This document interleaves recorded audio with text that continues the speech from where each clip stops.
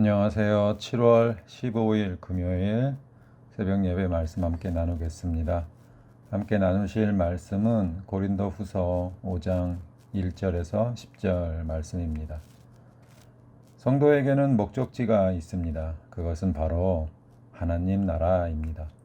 성도가 왜 목적지를 알아야 할까요? 목적지를 알아야만 우리가 가야 할 방향을 잃지 않고 갈 수 있기 때문입니다. 또 소망을 가질 수 있기 때문입니다. 오늘 말씀을 통해서 성도가 가져야 할 목적지를 분명히 알고 그러기 위해서 우리는 무엇을 해야 하는지 살펴볼 수 있기를 원합니다.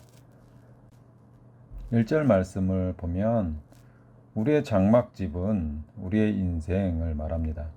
그 인생은 무너진다. 곧 죽음을 의미합니다.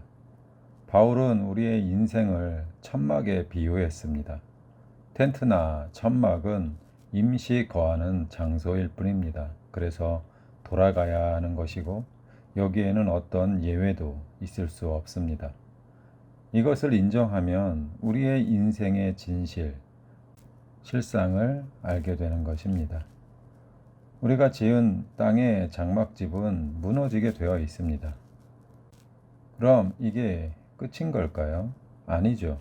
1절 하반절에 하나님께서 지으신 집, 곧 손으로 지은 것이 아니요 하늘에 있는 영원한 집이 있다라고 말씀합니다. 이곳은 세상의 그 어떤 곳과도 비교할 수 없는 곳입니다. 그리고 영원합니다. 오늘 본문에 이곳이 왜 좋은지 4절 말씀에 설명이 되어 있습니다. 죽음이 생명에 의해서 삼켜졌다고 말씀합니다.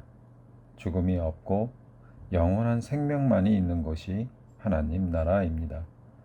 육체의 짐을 벗어나는 것은 죽으면 벗어날 수 있습니다. 그런데 바울은 우리의 장막을 벗어나는 것은 육체의 짐을 벗는 것이 아니라 하늘의 집을 덧입는 방식으로 벗어나기를 소망하고 있습니다. 바울은 오히려 벗고자 함이 아니요 오직 덧입고자 함이라고 말하고 있습니다. 성도는 죽음에서 영원한 생명으로 덧입고자 소망을 가지고 살아가는 사람들입니다. 8절 말씀에 보면 또 하나님의 나라가 좋은 이유는 주와 함께 있는 것이기 때문입니다. 우리가 소망하는 주님과 함께 하는 것이고 영원한 생명만이 있는 것이기 때문에 이 땅에서 당하는 어려움과 힘든 상황들을 인내하고 이겨낼 수 있다고 고백하는 것입니다. 성도가 이렇게 하나님 나라를 소망하면서 살아가지만 우리의 실제 모습은 어떻습니까?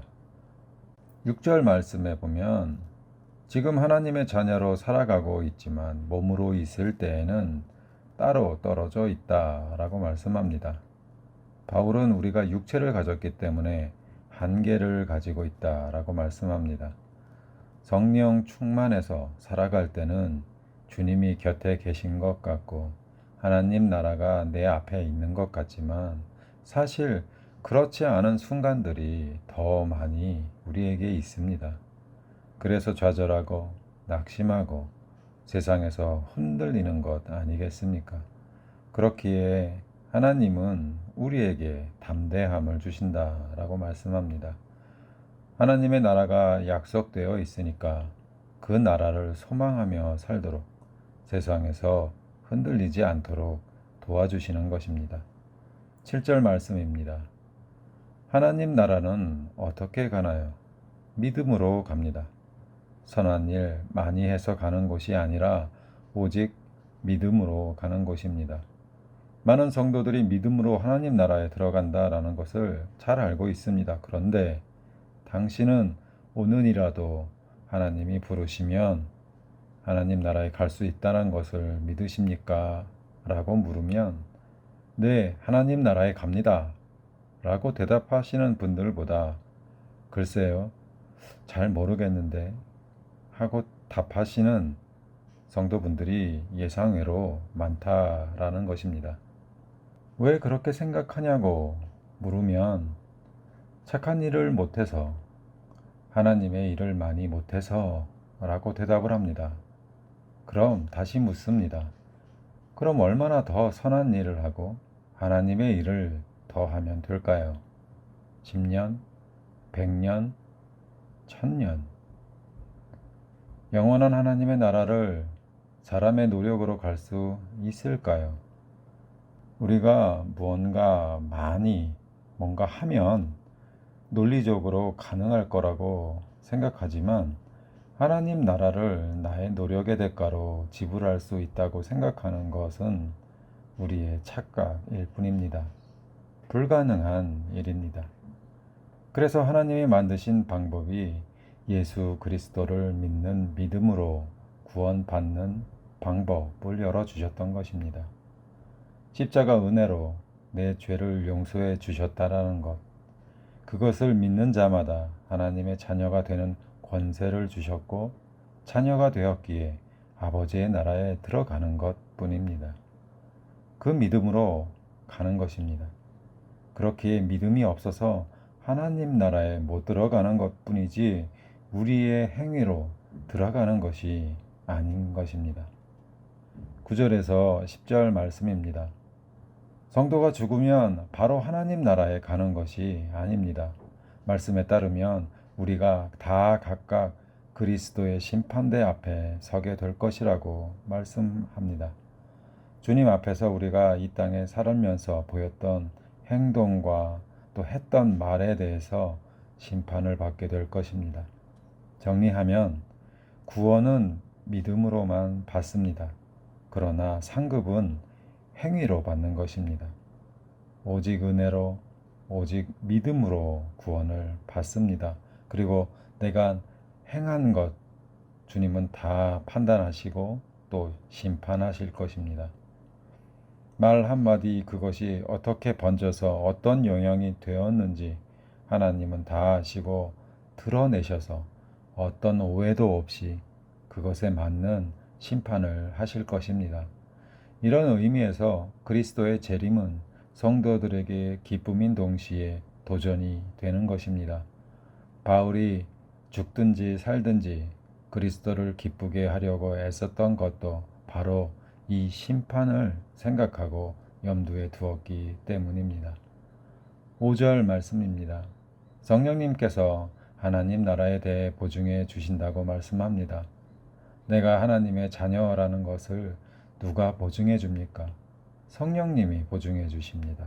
그래서 내가 죽으면 하나님 나라에 들어간다고 나에게 확신을 심어 주시는 분이 성령님이신 것입니다. 그러니 성령이 충만하고 또 그 은혜 안에 있으면 이 일을 전혀 의심하지 않습니다. 하지만 성령 충만하지 않으면 반대로 믿어지지 않는 것입니다. 2절 말씀입니다. 우리가 영원한 하나님 나라의 소망을 잃어버리면 이 땅에 집착하게 될 수밖에 없습니다. 이 땅이 전부이기 때문에 남에게 인정받아야 하고 누구보다 높아져야 하기 때문에 다른 사람들을 누르고 무시하고 그렇게 살아갈 수밖에 없게 되는 것입니다.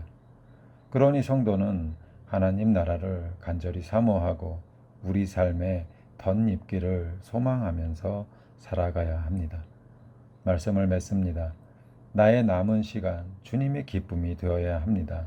이 땅이 목표인 사람은 이 땅에서 어떻게든 이뤄야 하기에 비겁하고 또 교활하게 살아갑니다. 하지만 내 목표가 하나님의 나라라면 오늘 내게 주어진 인생의 길에서 주님의 기쁨이 무엇인지 고민하고 후회 없이 살아가게 됩니다. 오늘 하루도 주님의 기쁨을 위해서 살아가는 우리 모두가 되길 소망합니다. 함께 기도하겠습니다. 하나님 감사합니다. 소망 없이 죽어질 우리의 인생에 찾아오셔서 그리스도를 통해 하나님의 나라를 바라보게 하시니 감사와 영광을 드립니다. 이 땅에서 믿음으로 구원받은 것에 감사하고 하나님의 기쁨을 위해 살아가는 우리 모두가 되게 하옵소서. 그래서 주님의 심판대 앞에서 칭찬받고 면류관을 받아 누리는 우리가 되게 하옵소서. 오늘도 세상에서 담대하게 주님을 높이길 원하오니 우리의 힘과 능력이 되시옵소서. 감사드리오며 예수 그리스도 이름으로 기도했습니다. 아멘. 오늘도 좋은 하루 되시고 또 감사 넘치는 하루 되시길 바랍니다. 감사합니다.